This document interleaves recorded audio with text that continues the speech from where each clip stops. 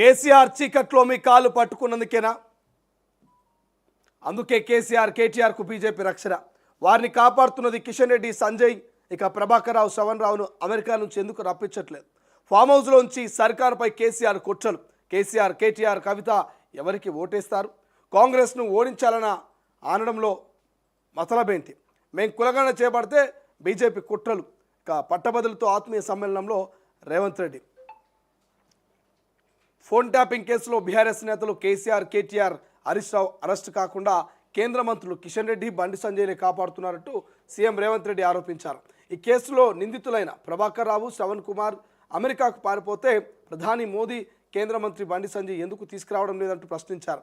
హోంశాఖ సహాయ మంత్రిగా ఉన్న బండి సంజయ్కి ఇది సాధ్యం కావడం లేదా అని ఎద్దేవా చేశారు. ఆ ఇద్దరిని రాష్ట్రానికి తీసుకొచ్చిన 48 గంటల్లోనే తాము బీఆర్ఎస్ నాయకులను అరెస్ట్ చేస్తామంటూ ప్రకటించారు. కేసీఆర్కు ఢిల్లీకి వచ్చి చీకట్లో మీ కాలు మొక్కారంటూ రేవంత్ రెడ్డి వ్యాఖ్యలు చేస్తూ ఉంటే, సో దానికి కౌంటర్గా వీళ్ళెవరు, కిషన్ రెడ్డి వీళ్ళంతా కూడా కౌంటర్ ఇస్తున్నటువంటి పరిస్థితి. సో ఆ కౌంటర్లు మనం ఎక్కడో కనిపించేది. ఇక్కడ దమ్ముంటే బీఆర్ఎస్ స్కామ్లన్నీ సిబిఐకి అప్పగించాలంటూ మీరు విచారణ చేస్తూ మమ్మల్ని అరెస్ట్ చేయమంటారా? సీఎం రేవంత్ రెడ్డి వ్యాఖ్యలపై బండి సంజయ్ మండిపాటు.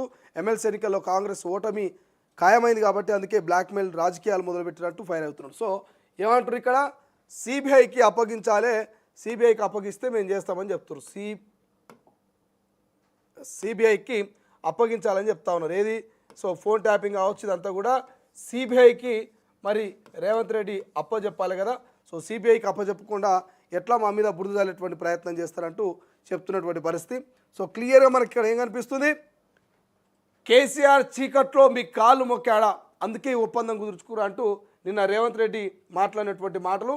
అందుకే కేటీఆర్ను బండి సంజయ్, కిషన్ రెడ్డి అనేటువంటి ఇద్దరు కేంద్ర మంత్రులు, ఇక మోదీ వీళ్ళని కాపాడుతూ ఉన్నాడు కేటీఆర్ను. మరి ప్రభాకర్ రావు, శ్రవణ్ కుమార్ విదేశాల్లో ఉంటే వాళ్ళు ఎందుకు మరి రప్పేయట్లేదు? విదేశాల్లో ఉన్నటువంటి ప్రభాకర్ రావు కోసం ఎన్ని రోజులు మేము ప్రయత్నాలు చేసినా కూడా ఆయన పట్టుకోలేకపోతున్నాం.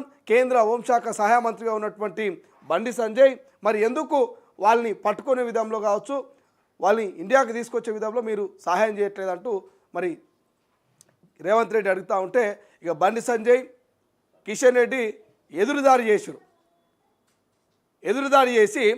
విచారణలేమో మీరు చేస్తారు,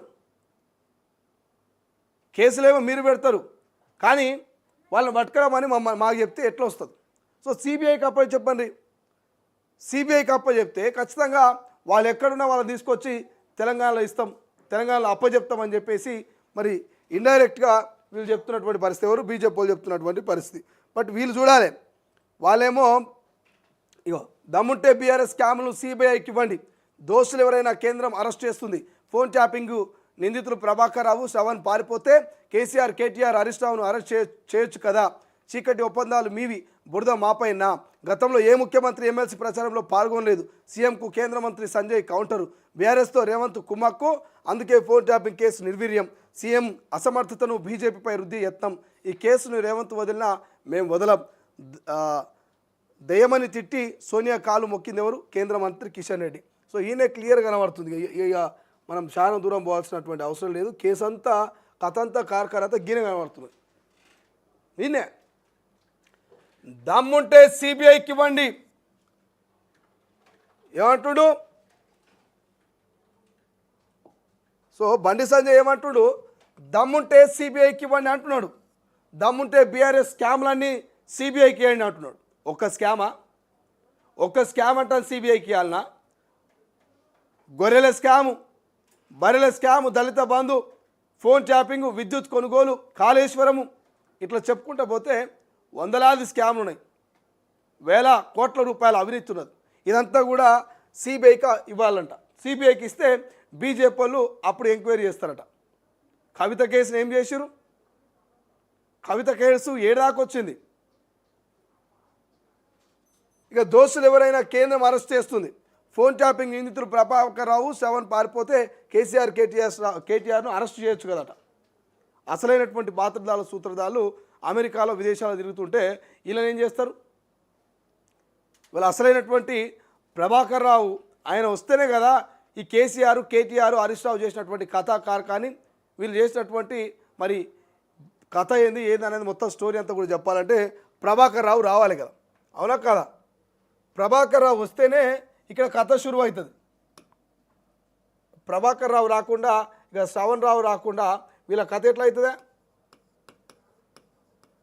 సో ప్రభాకర్ రావు అనే వ్యక్తి అమెరికా నుంచి వస్తే ఎట్లా ప్లాన్ వేసిర్రు, ఎట్లా విదేశీ కంపెనీల నుంచి ఈ టెక్నాలజీని ఇంపోర్ట్ చేసుకున్నారు, మరి ఎవరెవరు ఫోన్లు ట్యాప్ చేసిర్రు, ఎందుకు చేసిర్రు, ఎవరు చేయమన్నారు, ఎప్పుడు చేయమన్నారు, ఎన్ని ఫోన్లు అయినాయి, మరి ఎన్ని ఫోన్లు డేటా విన్నారు, ఇవంతా సమాచారం కూడా ప్రభాకర్ రావు దగ్గర ఉన్నదట.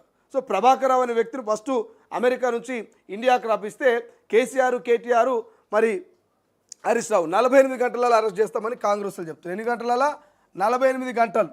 48 గంటలలో మీరు వాళ్ళని తీసుకొని రండి, 48 గంటలలో వీళ్ళని మేము అరెస్ట్ చేయకపోతే చేసి చూపిస్తామంటారు. మరి బీజేపీ వాళ్ళన్నా ప్రభాకర్ రావు శ్రవణ్ రావును పట్టుకొచ్చి కాంగ్రెస్ వాళ్ళకి ఇవ్వాలి, లేదంటే కాంగ్రెస్ వాళ్ళన్నా మరి సిబిఐకి ఈ కేసును అప్పచెప్పాలి. కానీ ఇక్కడ ఏమైతే తెలుసా, కాంగ్రెస్ వాళ్ళేమో ఈ కేసులను సిబిఐకి అప్పగించారు, బీజేపీ వాళ్ళేమో శ్రవణ్ రావును ప్రభాకర్ రావును ఇండియాకి తీసుకురారు.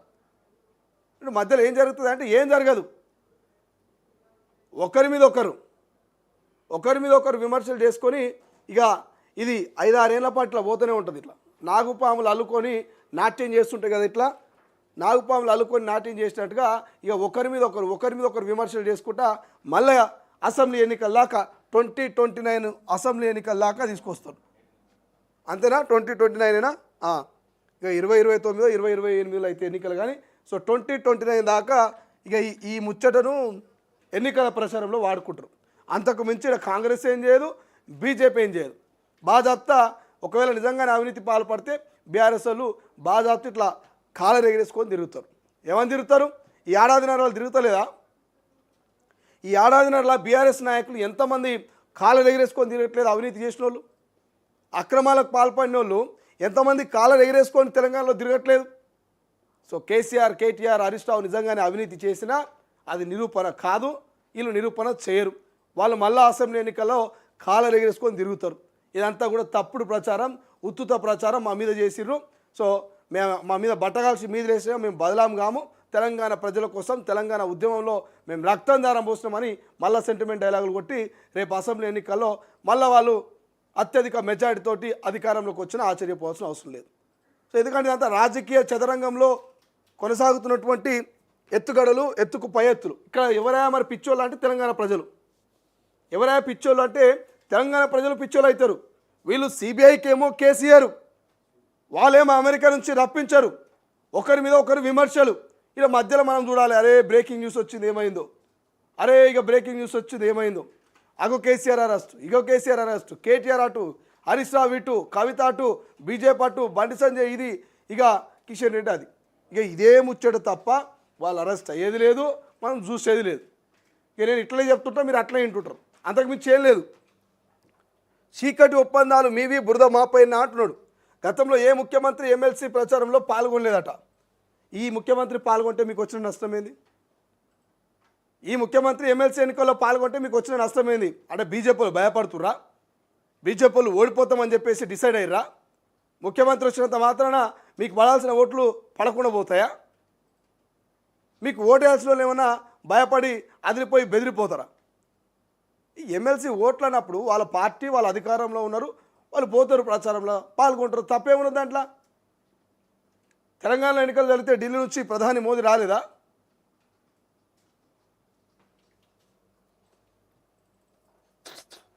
ఇక చూడు,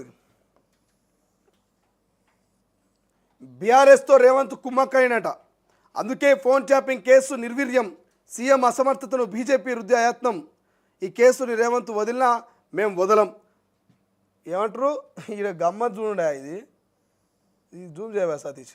ఈ కేసును రేవంత్ వదిలినా మేము వదలమంటారు, ఫోన్ ట్యాపింగ్ కేసు. ఏమంటారు? రేవంత్ వదిలినా మేము వదలమంటారు. పాపం వాళ్ళు కూడా అదే చెప్తున్నారు, కాంగ్రెస్ వాళ్ళు కూడా అదే చెప్తున్నారు. ఏమంటారు? ప్రభాకర్ రావును శ్రవణ్ రావును పట్టుకొని రాను నాయన, 48 గంటలలో మేము అరెస్ట్ చేస్తామని అంటున్నారు. మీరేమో పాపం ఉల్టా వాళ్ళు వదిలిపెట్టినా మేము వదిలిపెట్టామని అంటున్నారు. వాళ్ళే వదిలిపెట్టాం, మీరు పట్టుకరని అంటున్నారు. మీరు మళ్ళీ వాళ్ళు వదిలినా మేము వదలమని వీళ్ళు కౌంటర్ ఇస్తున్నారు. ఎవరికి అర్థమైతే లేదు. ఇది అర్థం కాని ముచ్చట ఏంటంటే జనాల్ని కన్ఫ్యూజ్ చేస్తున్నారు, పిచ్చోళ్ళని చేస్తున్నారు. సిబిఐకి అప్పగించాడని బీజేపీ వాళ్ళే అంటారు, మళ్ళీ ఏమంటారు మీరు వదిలిపెట్టినా మేము వదిలిపెట్టమని వీళ్ళే అంటారు. వీళ్ళు బీజేపీలో క్లారిటీ మీద ఉన్నారా లేదా అర్థమవుతుంది. బీజేపీలు చేసే స్టేట్మెంట్లు మరి వాళ్ళకన్నా అర్థమవుతుందో లేదో తెలియనటువంటి పరిస్థితి. ఇక ప్రధాని మోదీ కేంద్ర మంత్రి బండి సంజయ్ ఎందుకు తీసుకురావడం లేదంటూ కాంగ్రెస్ వాళ్ళు ప్రశ్నిస్తున్నటువంటి పరిస్థితి. సో మరి మీరు కూడా వాళ్ళు చెప్పినట్టు సిబిఐకి అప్పగించుడు కేసు వాళ్ళు తీసుకొస్తారట కదా, ఏ పార్టీ తీసుకొస్తారో ఓ కేసు ఇప్పుడు సిబిఐకి ఫోన్ ట్యాపింగో గొర్రెల స్కామో లేకపోతే విద్యుత్ కొనుగోలు ఏదైనా ఒక కేసు సిబిఐకి అప్పగించుడు చూద్దాం వాళ్ళెంత దూకుడుగా వ్యవహరించి మరి పట్టుకొచ్చి జైలు వేస్తారో. వీళ్ళు అట్లా కాంగ్రెస్ వాళ్ళు ఇయ్యాలి. సో ఇదంతా కూడా పెద్ద పొలిటికల్ గేము, పొలిటికల్ మైలేజ్ కోసము పొలిటికల్ నాయకులు రోజు నిత్యం మైకుల ముందు వేదికల ముందు మాట్లాడే మాటలు తప్ప అక్కడెక్కడ కూడా ఇరు పార్టీలు మాట్లాడేటువంటి మాటల మీద క్రెడిబిలిటీ కనబడట్లేదు. ఇందులో సేఫ్ గేమ్ ఆడుతుంది ఎవరా అంటే ఒక బీఆర్ఎస్ వాళ్ళు మాత్రం సేఫ్ గేమ్లో ఉన్నారు. బీఆర్ఎస్ మాత్రమే చాలా సేఫ్ గేమ్ ఆడుతున్నది. కొట్టను తిట్టను అన్నట్టుగానే వాళ్ళని తిట్టట్లేదు బీజేపీ వాళ్ళు, కాంగ్రెస్ వాళ్ళని తిట్టట్లేదు. ఇద్దరితోటి అల్లం బెల్లం అన్నట్టుగా సఖ్యతగా ఉన్నట్టు తెలుస్తుంది. ఎందుకంటే కాంగ్రెస్ను గట్టిగా ఎదిరించినా ఈడ కేసుల విచారణ కొనసాగుతున్నా ఈడ గట్టిగానే ఆగమవుతారు. అటు బీజేపీని సెంట్రల్లో కాబట్టి వాళ్ళని ఏమన్నా కూడా అది గట్టిగా ఉంటుంది. సో ఇద్దరితోటి మంచి మ్యానిపులేటింగ్ చేస్తూ మేనేజ్ చేసుకుంటూ మంచిగా బీఆర్ఎస్ పెద్దలంతా కూడా మంచిగా పోతున్నారు అనేది ప్రధానంగా చర్చ జరుగుతూ ఉంది.